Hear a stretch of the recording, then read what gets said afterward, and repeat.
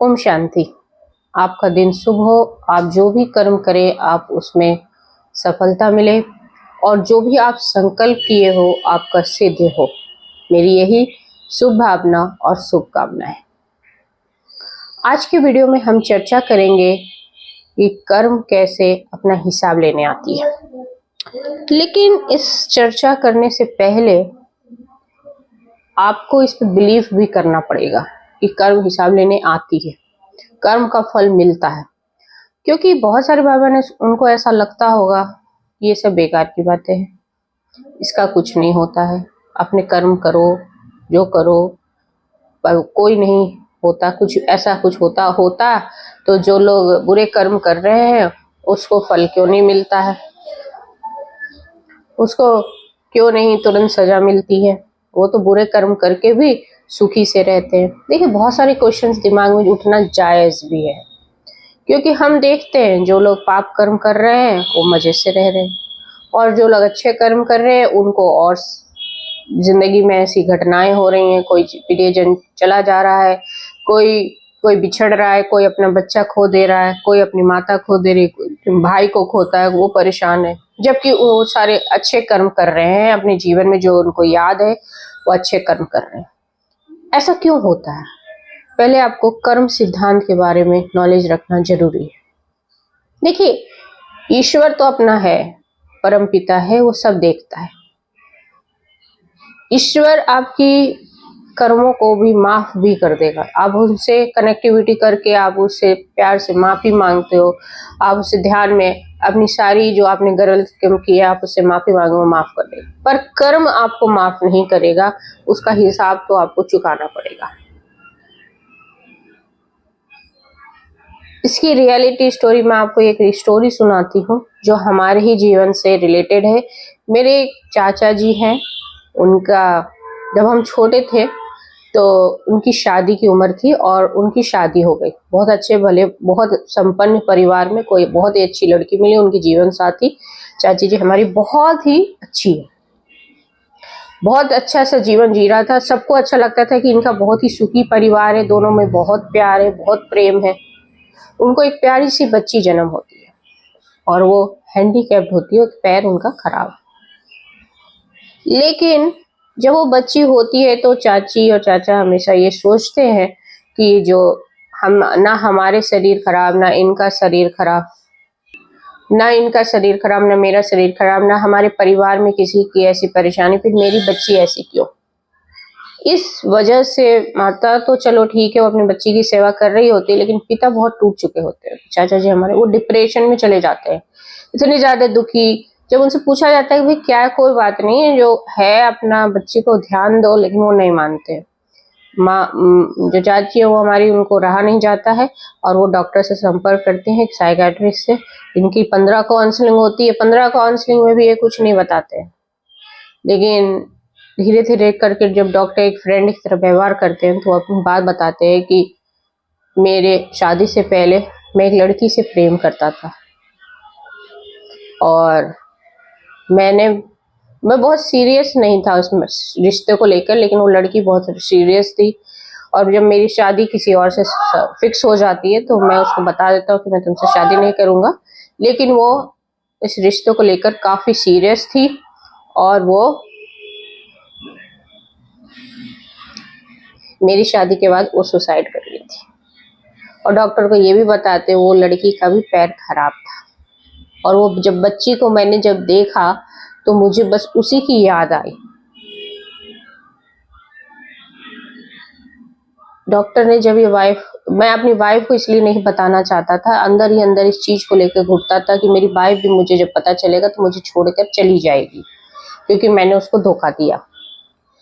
तो डॉक्टर ने धीरे धीरे उनकी मन की व्यथा को बाहर निकाला और कहा कि ऐसा नहीं है, जो भी आपने कर्म किया चलो आपने एक्सेप्ट कर लिया है, अब आप एक्सेप्ट कर लिया तो उस आत्मा से आप माफी मांगिए और उस बच्ची को प्यार दीजिए, बच्ची को पढ़ाई लिखाई। धीरे धीरे वो हमारे चाचा जी ठीक हो गए और वापस गृहस्थ में अपने जीवन को जी रहे हैं।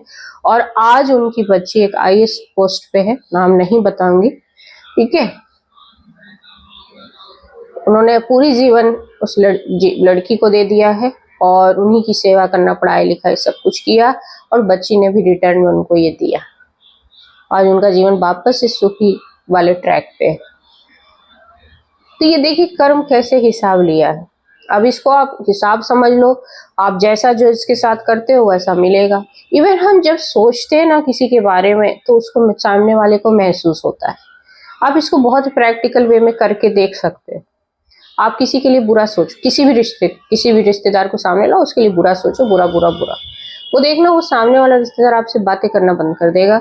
आप उसके व्यवहार में अब बेरुखी महसूस करोगे, आप उसके व्यवहार में एक दूरी महसूस करोगे। अब धीरे धीरे वो रिश्ते दूर भी होते जाते हैं। खुद करके देख लेना। ये तो अपने मन के कर्म किए हैं आपने। कुछ आंखों से कर्म कर देते हैं, कुछ वाणी से कर्म कर देते हैं, और कुछ ये हाथों से कर्म, और सबका रिटर्न मिलना तय है। क्योंकि हम जैसा भी कर्म करते हैं ना वो लौट कर आती ही आती है। अगर आप अभी किसी का भला करो, मान लो, ठीक है, किसी इंसान की मदद करो, किसी की बेटी की शादी में कुछ मदद किया आपने, और वो देखना आपको दुगना दुगना दोगुना दुगना रिटर्न मिलता है इन सब चीजों का। पर तुरंत मिलेगा नहीं मिलेगा उसकी कोई गारंटी नहीं है, लेकिन आप इस मनसा से करोगे कि वो रिटर्न दुगना मिलेगा, तब भी नहीं मिलेगा, धीरे धीरे मिलेगा। क्योंकि ऊपर वो भी है ना, वो भी चेक करता है आपकी। बहुत लोग सोचते हैं कि वो नहीं चेक करता है, वो तो परम पिता है। आपके पिता जब आपको चेक कर सकते हैं कि हम जब छोटे थे ना, हमें 10 रुपए देते थे पापा जी, कहते थे जाके कुछ खरीद के, तो हम चेक करते थे कि हमने खरीदा क्या है। और हम जो अपने घर की लड़की थे तो वो मैं तो जाके ऐसी चीजें ले आती थी जैसे कि अगरबत्ती या कुछ ऐसे सेंटेड, तो माँ बाप में हमें खुश होते थे कि तुमने मतलब यूजफुल चीजें ले आई। और मेरे भाई जो है वो चॉकलेट बिस्किट में खर्च कर देते थे। तो ये जैसे हमारे माँ बाप चेक करते हैं ना, वैसे हमारा परमात्मा भी चेक करता है चीजों को देख के। आपके पास आपको बहुत बड़ा आपका घर दे दिया और आप, है ना, आप बहुत खुश हो रहे हो, लेकिन आपसे बहुत बड़ा घर आपका पड़ोसी का है, आप उसके लिए गलत सोच रहे हो। आप सोच रहे हो कि वो अनाप शनाप पैसे है उसके पास गलत तरीके से, तो ये भी एक चेकिंग हुई है। फिर जो आपके पास वो भी है ना, वो भी छीन लेगा धीरे धीरे। तो इस तरीके की बैलेंसिंग चलता रहता है, हिसाब किताब चलता रहता है। आप चाहो इसको कर्मों का समझ लो या ईश्वर का समझ लो, ठीक है। लेकिन ईश्वर क्या है कि फिर भी आपको माफ कर देगा क्योंकि आपका पिता है वो, लेकिन जो आपके कर्म है आपको माफ नहीं करते। इसके लिए भी श्री कृष्ण के लिए एक स्टोरी है। एक ब्राह्मण, जो बहुत, अब शॉर्ट फॉर्म में सुना रही हूँ। एक ब्राह्मण था, वो विष्णु जी का बहुत भक्त था। उसके 4 बेटे थे, चारों होनहार थे, माँ बाप की सेवा करते थे, उस ब्राह्मण की भी सेवा करते थे। लेकिन जैसे जैसे ब्राह्मण बूढ़ा हो गया, चलने फिरने में असमर्थ हो गया, दिखाई नहीं देने लगा, तो उसको नित्य क्रिया कराने में उसका छोटा बेटा पहले आता था, फिर बड़ा, फिर ऐसे सब एक एक करके करते थे। फिर कुछ दिनों के बाद वो बोलता रहता था, कोई नहीं आता था। एक दिन ऐसे ऐसे आवाज लगा रहा था, एक अनजान इंसान आया, उसको नित्य क्रिया करवाया, चला गया। उसको महसूस हुआ कि अनजान इंसान उसी टाइम पे रोज आने लगा। जब वो एक दिन उससे पूछा कि आप कौन हो जो मेरी मदद करते हो, मेरे बच्चे तो नहीं हो आप। अचानक विष्णु जी की आकृति आ गई और आंखों से विष्णु हरि दिखने लगे उसको, और वो आंखों से आंसू निकलने लगी। और वो विष्णु जी से कहने लगा, जब आप मेरी नित्य क्रिया में हेल्प कर सकते हो तो मेरे को मोक्ष क्यों नहीं प्रदान कर देते हो, आपको इतने मतलब ऐसे काम कराने आ गए। तो कहता है, मैं तुम्हारे दुख को दूर कर सकता हूँ, पर जो तुमने पाप कर्म किए ना उसको मैं कम नहीं कर सकता, उसको तो तुम्हें खुद ही भोगना पड़ेगा। और जब ये भोगना अगर तुम्हारा रह गया ना अधूरा, तो फिर अगले जन्म में भोगना पड़ेगा उसको। मैं दूर, अब इसको तुमको खुद ही सॉल्व करना पड़ेगा। बस हाँ, मैं तुम्हारी भक्ति से दूर होकर मैं तुम्हारे दुख को दूर कर सकता हूँ। जैसे अभी तुम असमर्थ थे, मैं तुम्हें चलाने आ गया, तुम्हें नित्य क्रिया करवाने आ गया। लेकिन बाकी के कर्मों में मुझसे मत बोलना कि मैं इसको कम कर दूं, ये तुमने किया है तो मैं तो भैया मुझे माफ करो। ईश्वर ये बोल रहे हैं। तो ऐसे ही हमें अपनी कर्मों की, बार बार यही कहती हूँ कि कर्मों की क्वालिटी पे ध्यान दीजिए। जो भी कर्म करिए आप अच्छा करिए। फिर अब ये भी है क्वेश्चन, जो पाप कर्म कर रहे हैं उनको सजा कब मिलेगी? भाई पाप कर्म कर रहे हैं ना वो लोग, जो लोग पाप कर्म कर रहे हैं उनका जो पुण्य का खाता है ना बहुत लंबा अच्छा खासा जमा हुआ है, तो उनको अभी सुख मिल रहा है, आपको दिख रहा है कि वो बहुत सुखी है। पर जब वो दुखी होंगे ना, फिर कोई देखने वाला भी नहीं होगा कि वो दुखी, इतने ज्यादा दुखी हो गए, इतने ज्यादा उनकी बेहतर हालत हो गई, फिर वो किसको कहेंगे? फिर आप आपको देखने के लिए वो जो भोगेंगे वो आप शायद उस समय होंगे भी नहीं। तो इस तरीके का बैलेंसिंग चलता है इस जीवन में, क्योंकि हम इसको दूर खुद अपने कर्मों के द्वारा ही कर सकते हैं, अपने फल को, अपने हिसाब किताब को। तो ये आप बहुत लोग चालाक होते हैं कि एक से दोस्ती करी, फिर दूसरे से दोस्ती करी, फिर उसको धोखा दिया, फिर उसको धोखा दिया, फिर सोचते हैं कि कोई हमारे चीजों को देख नहीं रहा है, कोई हमारे पाप कर्म को सुन नहीं रहा है, कोई हमारे पाप कर्म को देख नहीं रहा है। बनो चालाक। चालाक सिर्फ आप अपनी नजरों में बन रहे हो, उसकी नजरों में वो सारा हिसाब किताब आपका रख रहा है, और वो कैसे आपके सामने वापस आएगा, किस घटना के रूप में आएगा, वो आपको भी पता नहीं चलेगा। तो ये मत सोचो कि ये हम चालाक बन जाए, हम किसी को धोखा दे दिए, वो सीरियस था हमारे रिलेशन, तो वो कैसे होगा, क्या होगा, कब होगा, कुछ सोचते भी नहीं है वैसे भी। और जो सोचते हैं वो हमेशा ईश्वर से कनेक्ट होने की कोशिश करते हैं, ताकि उस परिस्थिति से वो ईश्वर उसको निकाल दे, उसको शक्ति दे, उसकी इतनी विल पावर बढ़ा दे। जैसे हम ध्यान करते हैं ईश्वर से, जैसे अपने शिव बाबा से हम कनेक्ट करते हैं, तो वो हमें इतनी शक्ति देते हैं कि हम किसी भी परिस्थिति से निकल जाते हैं। हमारे जीवन में भी दुख आए, बहुत दुख है बचपन से लेकर अभी तक, पर मैं इसमें समीक्षा नहीं करती हूँ।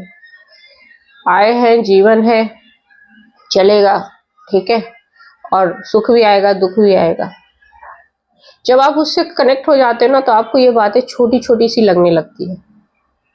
अगर मेरे पन्नों को कोई उलट के देखेगा ना जीवन के, तो दुख ही दुख नजर आएगा, बोलेगा अरे आपने इसका कैसे झेल लिया। लेकिन हम किसी को बताते इसीलिए नहीं है कि उससे क्या होगा, उससे होगा क्या। पता है हमने कर्म किए थे, हमें सजा मिली है, हम इस चीज को, लेकिन वो हमें एक हमारा हाथ थामा हुआ है, हमने सारी चिंता, अपने सारे दुख उसको दे दिया है। अध्यात्म को जब हम अपनाते हैं, या जो लोग भक्ति को अपनाते हैं, उनसे फायदा यही होता है, हमने अपनी सारी चिंता, दुख, अपने सब कुछ ईश्वर को सौंप दिया।